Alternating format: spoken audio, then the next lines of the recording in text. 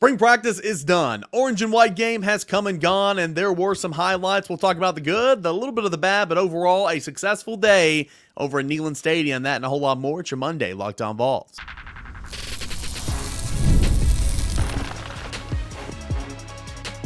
You are Locked On Vols, your daily podcast on the Tennessee Volunteers. Part of the Locked On Podcast Network, your team every day. Hey, good Monday morning, everybody. Welcome to Locked On Vols. It is your place to find Tennessee football, Tennessee basketball, Tennessee baseball, Tennessee recruiting coverage 5 days a week, 30 minutes or less right here on 30, 33, 34 minutes, right here on Locked On Vols, wherever you find your podcast. You can follow, you can download, all that and more. Listen, watch Locked On Vols on the YouTube channel, all that for free. And we really do appreciate you guys making it your first listen each and every day. Shout out you every dayers for coming back every single day. Big shout out to LinkedIn for making this show possible. Go to linkedin.com/lockedon. Terms and conditions do apply, where you can help out your small business. Again, that is linkedin.com/lockedoncollege. Okay, we got a fun show coming up today. We're going to give you my thoughts from the orange and white football game from Saturday. A lot of highlights. Took a little minute for the offense to get going, but a lot of things to praise and a lot of things to discuss, and we'll kind of recap that and spring overall as we kind of get into this week. But orange and white football game thoughts in segment 1. Matt Ray, my colleague at VolQuest.com, he's going to jump on in segment 2 to give me his thoughts on the orange and white game and the recruiting impact from the orange and white game. And then we'll talk a little baseball, rounding up the series from Tennessee and LSU in segment number 3. All that and more coming up right now on a Monday Locked On Vols. So the orange and white game. Again, kind of like what we talked about kind of going into the orange and white game last week here on the shows. It just kind of is what it is. Somebody made fun of me the other day saying that I say it is what it is all the time, and every time I say it now, it's like cringe. It's a crutch. If you have a radio background, you know what I'm talking about. But it really was what it was, is what it is. I mean, there's multiple starting offensive linemen who are not playing. Your starting tight end, Ethan Davis, didn't play. Your backup slot receiver, Braylon Staley, didn't play. And more guys that I'm not even thinking about right now who, were still recovering from offseason procedures and or nagging injuries in spring where they just kind of got shut down. And we knew that coming into it. So, like, when we talk about, was the running back question answered? And we'll continue to talk about that as we get into this week.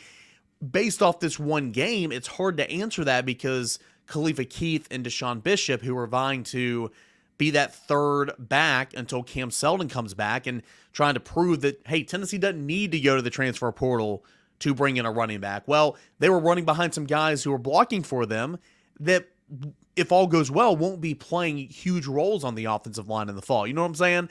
So it's kind of hard to take any big, takeaways from that game. But I think my biggest takeaway, and I've written about it, and I'll talk about it a little bit with Matt Ray coming up, explosiveness. And I said this in the VolQuest 2-minute drill. I'm not saying Tennessee will be like 2022's offense, number 1 in the nation, points, yards, all that and more. You hope, but I think it'll be more like that than it was this past fall. It just feels like there's some explosiveness back in this offense. Nico can make the right decision, can make all the throws, can make off-platform throws, can utilize the middle of the field, which was huge for Tennessee in this orange and white game, where the middle of the field was almost non-existent in the passing attack with Joe Milton last fall. It just feels like it's going to be more similar to 2022 than that of 2023. And also, you have wide receivers who are making plays down the field. Now, let's look at the scoring, shall we? Excuse me. Dayton Sneed, 13-yard touchdown reception from Gaston Moore. That was on a screen pass, came in the second quarter, and Mike Matthews was blocking for that. Matt Ray will bring that up in segment 2 and how critical and how big that was. In the second quarter as well, you had Jake Merklinger, a 26-yard touchdown run, which was good. I thought he had a really solid spring game. Awareness, pocket presence, athletic ability, football IQ that I'll get to here in a moment. The third touchdown was Chaz Nimrod's 27-yard touchdown reception from Nico Iamaleava. Thank goodness, right? I mean, the first team offense, again, it's kind of like there's some guys on that offensive line that likely won't be starting there come fall. So it was your starting O, but it wasn't really your starting O, you know what I'm saying? Squirrel wasn't out there, Brew wasn't out there, so on and so forth. And the starting offense went 3 and out on his first 2 possessions, couldn't get a first down in the first quarter, and then finally that third series with the first-team offense and Nico, he led him all the way down the field for a 5-play, 75-yard drive that took just a minute 47, ending with a 27-yard touchdown reception to Chaz Nimrod out of the slot, and he got well behind Jordan Thomas, the star, who was covering him on that route, and so I thought that was good. Good throw, good catch. And then the real explosives. Second quarter, right before half, 63-yard touchdown reception from Gaston Moore to Mike Matthews. And the bend back was so good. I'm not a receiver. I never played receiver. Shocker. So I don't have experience running routes and all that. But I can appreciate as a football mind, right? Like I can appreciate the bend backs, the adjustments to go get the football. Dante Thornton's touchdown reception at Missouri. What an adjustment. He got hurt on the play. I recognize that. But what an adjustment to bend back, bracket his cornerback off, and go make that catch. Mike Matthews had a little bit of a cushion there behind Jordan Matthews, but he bent back and made the over-the-shoulder catch towards the sideline. Beautiful throw, even better catch.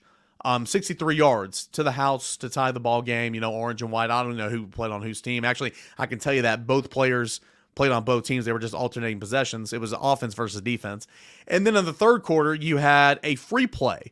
Somebody jumped off sides, and Jake Merklinger, football IQ, said, okay, let's take a shot here. Let's take a shot.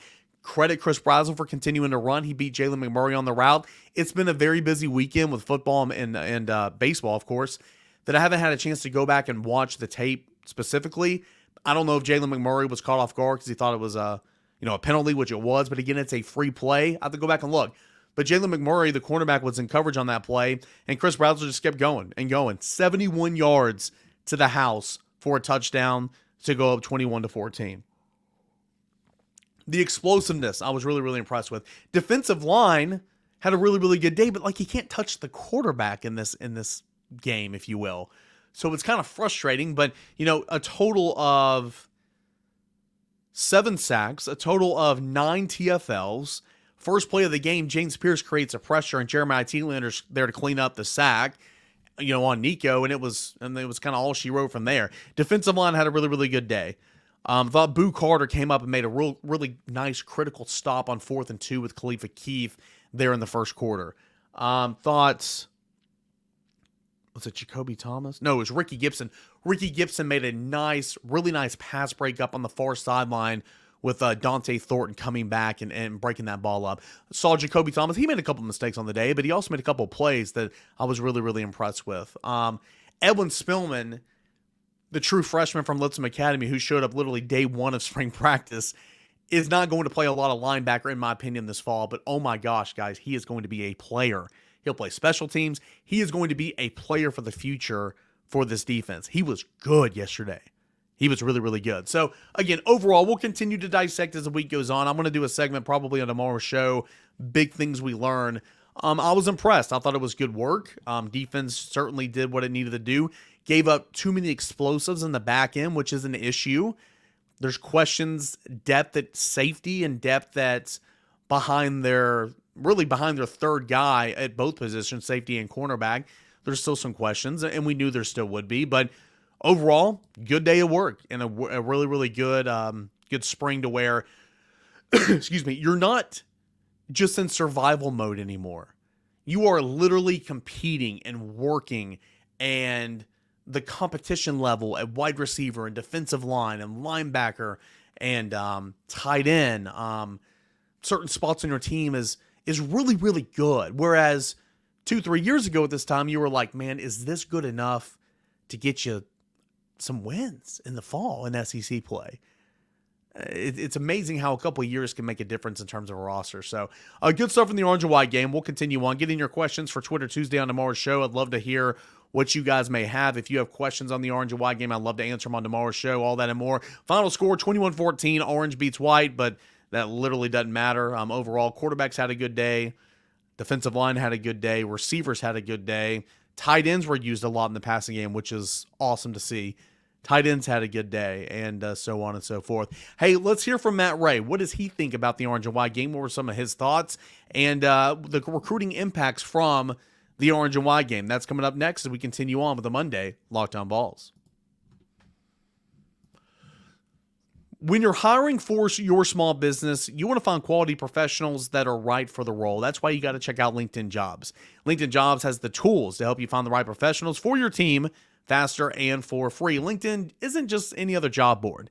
LinkedIn helps you hire professionals that you can't find anywhere else, even those who aren't actively searching for a new job that might be open to the perfect role. In a given month, over 70% of LinkedIn users don't visit other leading job sites. So if you're looking on LinkedIn, you're looking in the wrong place. If you're not looking on LinkedIn, you're looking in the wrong place. On LinkedIn, 86% of small businesses get qualified candidates within 24 hours. Hire professionals like a professional on LinkedIn. So LinkedIn knows what small businesses are wanting. They wear so many different hats, it'll be hard to choose from. They make that selection process easy for you. Go check it out at linkedin.com/lockedoncollege. That is linkedin.com/lockedoncollege, where you can post your job for free. Terms and conditions do apply. More Locked On Vols coming up next as we look ahead to recruiting implications from our guy Matt Ray at volquest.com. That's coming up next as we continue on with the Monday show. Matt, the orange and white game is in the books. Tennessee spring football practice is in the books. What were some of your takeaways, some of the highlights from your eyes down there on the field Saturday from the orange and white game? Yeah, I thought overall, Eric, the biggest thing for Tennessee is you want to come out of that game clean. It's not the spring game's not what it used to be. Obviously, there's not a lot of flavor there. Pretty basic, but I think they did that. I was impressed with start with Mike Matthews, a guy that I've talked about on here a bunch, but I thought the catch and run down the sideline really just kind of shows the skill set that he has. I thought Boo Carter flashed a couple of times. I thought the tackle behind the line of scrimmage on 4th and short on Khalifa Keith was one of those things that we've talked about with Boo. Some of the feedback that we've got from people inside of the building about him is it's not all about his ball skills. So, sometimes just the ability to make those natural plays, to come down in the box and just constantly be around the football. So I thought he had a good day in that right. And overall, I thought Jake Merklinger and, flashed, and Gaston Moore had a consistent day. I think overall, if you're Tennessee, you're pretty happy about where you are coming out of the spring. It's funny because if you look at the stat defensive line dominated. I'm not saying it didn't dominate. I think he had a really good day, total of, 7 sacks, 9 TFLs. But if you're a quarterback, they can't touch you in this type of game. So, and I'm not taking anything away from Jake Merklinger, but, it wasn't a bad snap at all. It was a design quarterback run, his first action of the game, and it's what are we doing here? But he also ran and scored. It was a free play, good recognition to hone in, know what it is, take a shot down the field. Credit Chris Brazzell for just continuing to run. I'm with you, man. I was really pleasantly surprised with Jake Merklinger's performance, and I knew what Gaston Moore was going to give him. Yeah, Eric, I thought with Jake, one of the things that stood out the most was a couple of those things that you mentioned, some really good recognition, that there's flag on the play, just throw it down there. Mm-hmm. I thought his pocket presence was really good, and I thought his rapport with his teammates was really good. I thought Chris Brazzell had a lot of good things to say about him, was really hyping him up. I think a lot of people were really excited for Jake Merklinger yesterday, and I think you saw a lot of what Tennessee saw in him, a guy that is a capable runner, and not always going to be a run-first type quarterback, but can hurt you with his legs when he has to.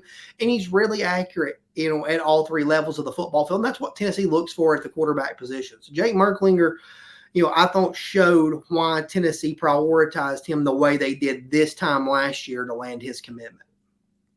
Yeah, no doubt. And he had a really strong day. And back on Mike Matthews, man, again, this has been kind of in my opinion, the highlight of the spring game. His bend back to go get that ball that we've already brought up from Gaston Moore. It's not like it was a poor throw. He just threw it only where he could get it. Of course, he was 5 yards behind Jordan Matthews, but his bend back, man, it just shows you why Tennessee loved him, why all these other programs loved him. And I think, me and Hubs were talking about this on the 2-minute drill, and I think Hubs even wrote about it in his day after, where Tennessee's been so close-knit at receiver the last couple of years until last year when they had to play more because of injury. I think it's apparent that they're going to play more than 3 this year because Thornton's going to play, Brazzell's going to play, Brew and Squirrel are going to play, Mike Matthews deserves to play, and if Squirrel is tired, you feel good about Braylon Staley, who didn't play on Saturday, and of course I haven't even mentioned Webb and Chaz Nimrod who caught a touchdown the other day. Tennessee, I feel like one of the big takeaways from spring overall is you feel so much better about wide receiver than you did coming in. Absolutely. I mean, you have to find a way to get those guys on the football field. I Yeah. mean, you have to. I don't.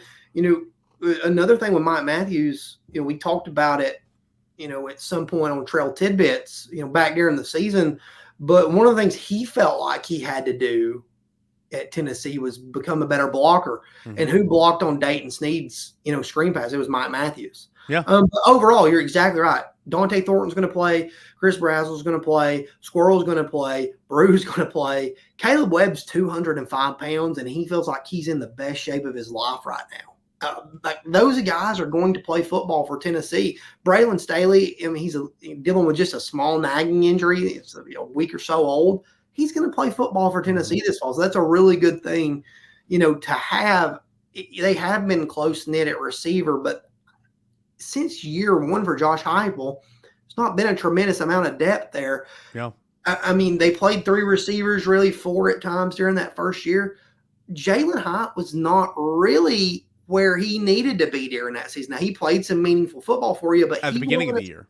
Yeah, he wasn't as far along as where he needed to be. Jimmy Callaway, you didn't know what he was going to do. He gave up. They gave up on him after Florida. Yeah, and at the end of the day, these guys here, Tennessee recruited those guys for 2 years. They knew exactly what they were getting in them, and they've lived up to the hype so far. No doubt. And not saying to mention any names or anything, because I think that'd be irresponsible on both of our parts. But kind of on that note, when we're talking about all the depth at receiver, the second transfer portal window opens on Tuesday. This day and age, you can only assume that someone's going to leave or something. Do you think that a guy like a Nimrod or a Webb or anybody else, maybe a guy in the secondary or whoever, would try to explore those options, like saying, hey, we can be a part of a really good team here in a rotation, or maybe I could seek greener pastures and maybe find more playing time elsewhere? That's kind of what this window affords the opportunity for players like this. Now, can't go SEC to SEC, but it's something to track this week for sure. Yeah, I mean, it's certainly something to track in today's day and age, right? I mean, everybody's calling everybody. It seems like there's some form of back channel to get a hold of somebody. So yeah, I mean, certainly you have to lean more toward expecting that nowadays than you would have even 3-4 years ago. But I feel like Caleb Webb is extremely happy with where he's at and his role with this team as it continues to grow. He knew coming in, his time at Tennessee that he was a guy that had to develop. He had to get bigger. I think he showed up here around 188 pounds. He's 205 pounds now. And everybody knew if you were going to win on the outside in the SEC and go up and win those 50-50 balls that you did in high school, you're going to have to get more physical. And that's where he continues. So he wants to play at 210 pounds. So it sounds like he's got unfinished business. Chaz Nimrod caught a touchdown pass yesterday. Chaz Nimrod played meaningful football for Tennessee. And there's versatility to his game to where he slides inside like he did yesterday. Slide inside, yeah. So there are roles to where Tennessee can be creative and get these guys involved and in the mix. The other key piece for me is how do you get all these guys involved with what you have at tight end now? Because you have Ethan Davis, who obviously didn't play yesterday, but he's going to be a factor for you this fall. Holden Stace is going to be a factor for you this fall. And the Alabama transfer, Miles Kisselman, is going to be a factor for you this fall. So you've got 3 capable tight ends that are also pass catchers. Yep, no doubt about it. And we're talking about a lot of these young guys who were taking part in the orange and white game yesterday. Want to look at some of these guys who are on campus as we kind of walk out the door here with you, Matt Ray. Jalen Matthews, priority, 4-star offensive tackle, obviously. Charles House, 4-star defensive back that Tennessee's high on. Bryce Jenkins, Derek Meadows, David Sanders was on campus. And I know you're still tracking down some of these guys, and you can get all that coverage over at VolQuest.com throughout this week. Overall thoughts on the recruiting effect from the orange and white game?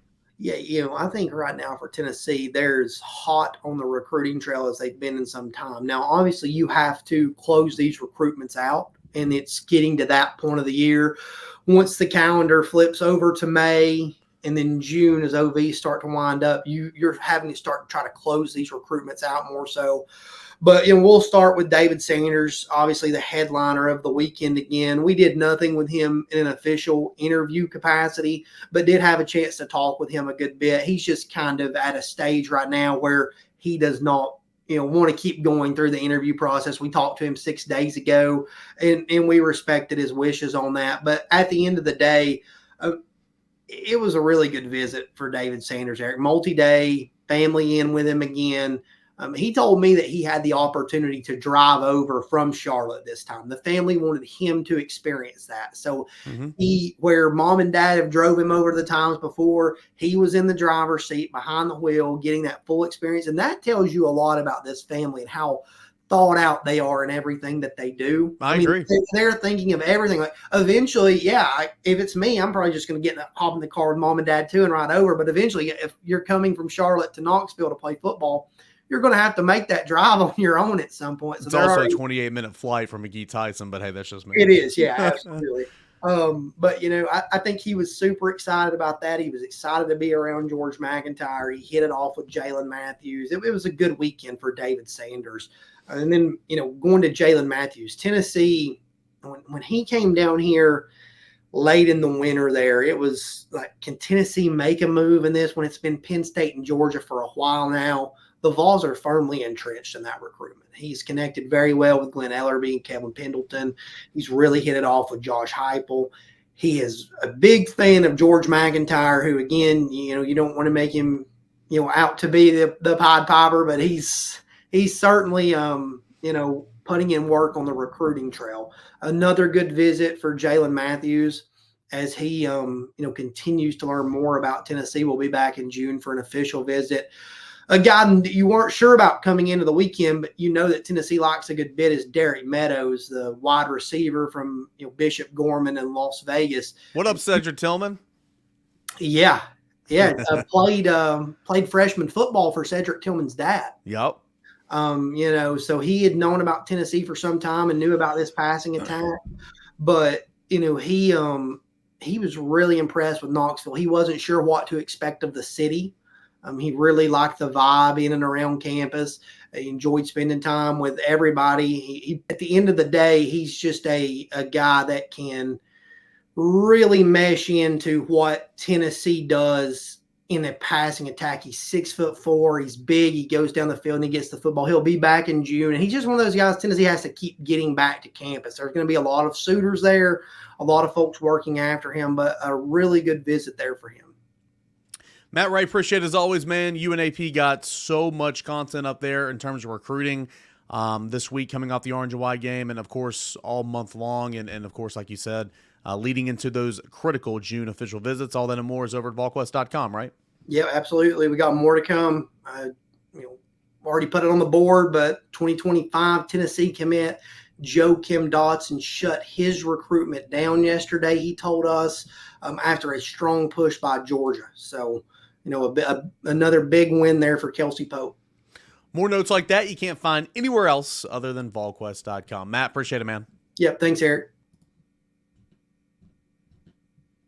Want to say about our friends over at FanDuel Sportsbook. Right now, new customers can get $150 in bonus bets guaranteed because it's playoff time with the National Basketball Association. Regular season is over. NHL, baseball, regular season is in full swing, and there's no better time than right now to get in on all that action than over at FanDuel Sportsbook. Again, new customers right now, $150 in bonus bets guaranteed. That is $150, win or lose. All you need to do is go to FanDuel.com/lockedon. FanDuel.com/lockedon to make your first bet an automatic win, where you can bet on everything from slap shots to home runs to slam dunks, all in the app that is safe, secure, and super easy to use. Again, one more time, $150 in bonus bets guaranteed, win or lose at FanDuel.com/lockedon. You'll make your first bet an automatic win. FanDuel, it is America's #1 sportsbook. More to come, a little baseball recap from the weekend that was. Tennessee and LSU. It's coming up next here on a Monday show.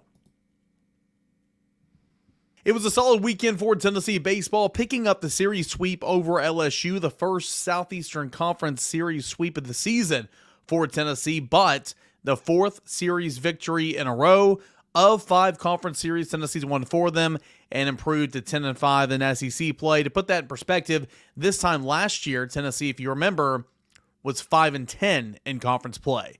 The following Tuesday went on to lose to Tennessee Tech, and then that Friday at a home game against Vanderbilt, that's when the season changed. A walk-off winner. Tennessee went ahead and swept Vanderbilt and just kind of took off from there. But already in a really, really good position is Tennessee baseball, not having to play from behind, if you will, but already to 10 wins in SEC play, which is fantastic because if you are 500 in SEC play, then you're in that conversation of hosting a regional. So really, really good weekend for Tennessee. Again, like I said on Friday, this is not the national champion LSU Tigers anymore, but they're still, it just goes to show you how tough the Southeastern Conference is when you have an LSU team that falls to 3-11 in conference play.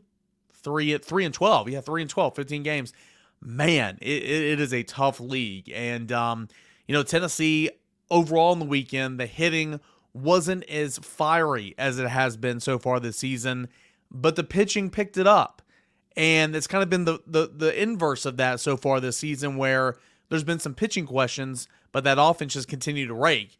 And for Tennessee this weekend, it was the pitching.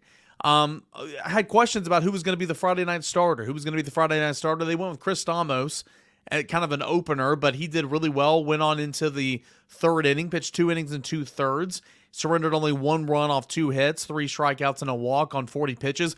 Was fantastic. He got you 8 outs, which when we talked about Xander's role on Sunday, that's kind of what you wanted him to do before he handed the ball off to long relief. And that's what Stamos did on Friday, handed it off to A.J. Causey, who is being skipped in the rotation because he's been struggling here lately. And back in his normal long relief role, he was fantastic. He went 4 innings and 2/3. He gave up no runs, 7 strikeouts, 2 walks, 5 hits, 95 pitches. One way or the other, and Tony Vitello kind of mentioned this after the game, whether you're starting or long relief, some way you're going to be pitching around 100 pitches for Tennessee over the weekend. And A.J. Causey, what a bounce back. Kirby Cannell came on and kind of slammed the door shut there on a Friday night. And kind of the story hitting-wise for Tennessee in that game, it was a big 2-run single for Dylan Dreiling. Actually, no, that was the second game. You had Billy Amick home run as he welcomed himself back after missing 8 games. A Billy Amick home run in the first inning. It was a bases-loaded walk in the third inning. It was a run scored on an error. Not a whole lot of run-producing hits in this game, to be completely honest with you. Wild pitch allowed another run to score. You had a home run by Dylan Dreiling, and that's kind of what the offense was in game number 1. In game 2, Drew Beam had such a fantastic bounce back. He goes 6 2/3 on into the 7th inning. Okay, 6 2/3, 5 strikeouts, 3 walks, 8 hits. He was navigating through, guys on base the entire game. And LSU had 9 hits in the game, but 8 of which were singles. LSU out-hit Tennessee 9-5 in that game, but it was Drew Beam just working his way through, through the danger zone, if you will, the entire game. But man, Drew Beam, just typical Drew Beam. Getting hit around a little bit, putting up, low runs on the scoreboard. He allowed 1 run, but it was unearned. Of course, it was an error by Billy Amick that allowed that run to score for LSU in the second inning. He was fantastic, and that was great to see. Back-to-back starts for Drew Beam where he's looking more like himself. Andrew Binky came in, got a critical out, and then Nate Snead, really, really high velocity Nate Snead there. He was pumped up, got the 6-out save, and he was so pumped up and he was throwing so hard that his cutter wasn't moving. I just think that kind of goes to show you that adrenaline is real. So pitching was fantastic in the 3-1 win in game 2 on Saturday. And once again, the scoring on the night, it was Dylan Dreiling, a 2-run single there to give Tennessee the lead in the 6th inning. And Billy Amick homered again, back-to-back games since his return that he homered. And what was interesting about this game is Tennessee was no hit through the first 5 innings and a third. Luke Holman was pitching a gem up into through the 6th inning. And then Tennessee's Blake Burke, of course, broke up the no-hitter. Billy Amick double behind him. And then it was Dylan Dreiling later on that had the 2-run single. So Tennessee's finding different ways to win here this weekend, not just outscoring teams, but winning some close contested ball games. And that carried on over, for the most part, into game 3 on Sunday. And once again, Xander Seacrest was phenomenal. 5 innings and 2/3. He allowed 2 runs, 6 hits, 5 strikeouts, 1 walk, 88 pitches. Boy, you can get behind Xander if he can give you, a solid effort like this here on Sundays. Andrew Binky came in, got another critical out. He pitched in 2 games this weekend. Kirby Cannell came on, pitched an inning, and then handed the ball to Aaron Combs, who picked up his first save of his career, and it was a 6-out save as well. Pitching in some high leverage situations as well. Tennessee had a 2-1 lead on into the 6th inning. Christian Moore had a home run that gave Tennessee a run of insurance. That was home run number 41 on his career, one shy of Blake Burke. And then in the 7th inning, Christian Moore hit a 3-run home run, tying Blake Burke for the program record of career home runs at 42. So it was a Christian Moore show. He had 2 home runs in the game. Blake Burke had a home run in the game. It was a 2-run shot back in the 3rd inning. And those 2 guys kind of willed Tennessee to victory there with an 8-4 final score. So, again, a series sweep for Tennessee. Tennessee's now beaten LSU 8 consecutive times at Lindsey Nelson Stadium, dating back to the regular season in 2021. Tennessee, good teams find ways to not only win series, but to sweep series in Southeastern Conference play. Tennessee did that. Good teams find a way to win games in different ways. Saturday is the perfect example of that. You're being no-hit through and out in the 6th inning, through 5 innings and a third, and then you find a way to lead that inning with the lead, and you never look back. This is a good baseball team. And you're starting to see, again, Aaron Combs, back-to-back great appearances for Tennessee out of the bullpen. A.J. Causey bouncing back.